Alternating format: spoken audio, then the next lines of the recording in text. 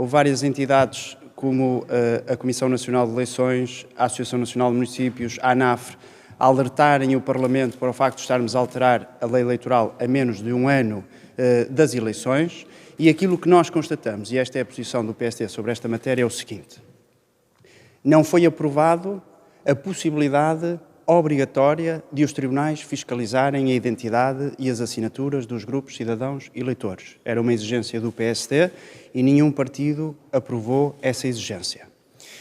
Era também uma condição do PSD que a mesma pessoa não se pudesse candidatar simultaneamente à Câmara Municipal, à Assembleia Municipal e a uma freguesia. Isto tinha sido corrigido o ano passado, na lei eleitoral, há menos de um ano, e os partidos agora inverteram completamente esta posição.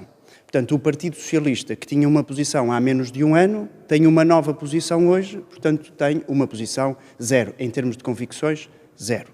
Uma outra questão que nós também pedimos que fosse inserida na lei eleitoral era uma sugestão da Comissão Nacional de Eleições, que parecia avisada por uma questão de transparência, que se prendia com a obrigatoriedade de os grupos cidadãos e eleitores identificarem nos impressos que entregam ao Tribunal se um candidato é ou não filiado num partido político. Não tinha que dizer qual era o partido político, tinha apenas de dizer, naturalmente, se é ou não filiado. É uma questão de transparência, não é nenhum elemento excessivo e é o mesmo elemento que é exigido aos partidos, nas suas próprias listas, que têm que indicar se um determinado cidadão é ou não independente. Portanto, esta era a medida reversa. Devo dizer-vos que, peço desculpa, há alguns sucessos que foram conseguidos com a lei eleitoral. Por exemplo, o PSD trouxe as assinaturas com a chave digital do cartão de cidadão para cima da mesa, os outros partidos acompanharam de forma maioritária, e isso acontece não só na lei do Presidente da República, mas também com os grupos cidadãos e eleitores. E essa é uma reforma significativa que o tempo demonstrará, porque retirará muita carga burocrática a todos estes processos. A votação é que os senhores conhecem, a lei foi aprovada. Tendo em conta estes aspectos, o PSD não poderia aprovar em votação final o diploma.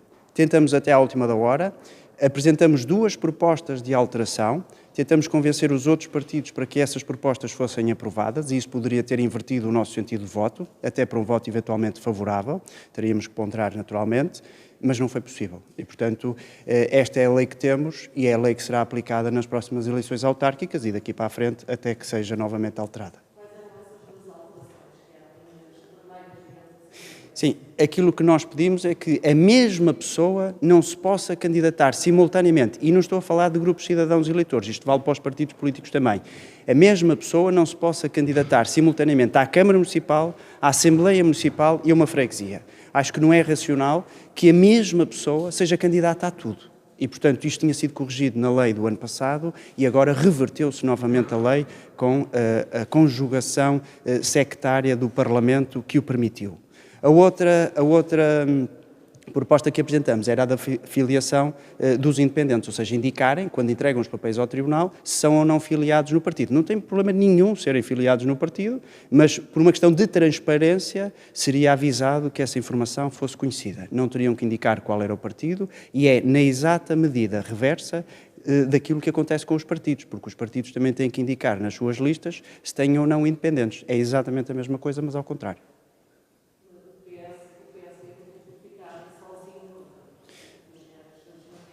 Não ficou sozinho, portanto, a lei foi aprovada, houve pelo menos mais um partido a votar contra a lei, portanto, nós não ficamos isolados, e deixe-me dizer-lhe também uma coisa, que é, as nossas convicções não mudam em menos de um ano, e foi isso que aconteceu com o Partido Socialista, deu uma grande cambalhota e inverteu completamente as suas posições.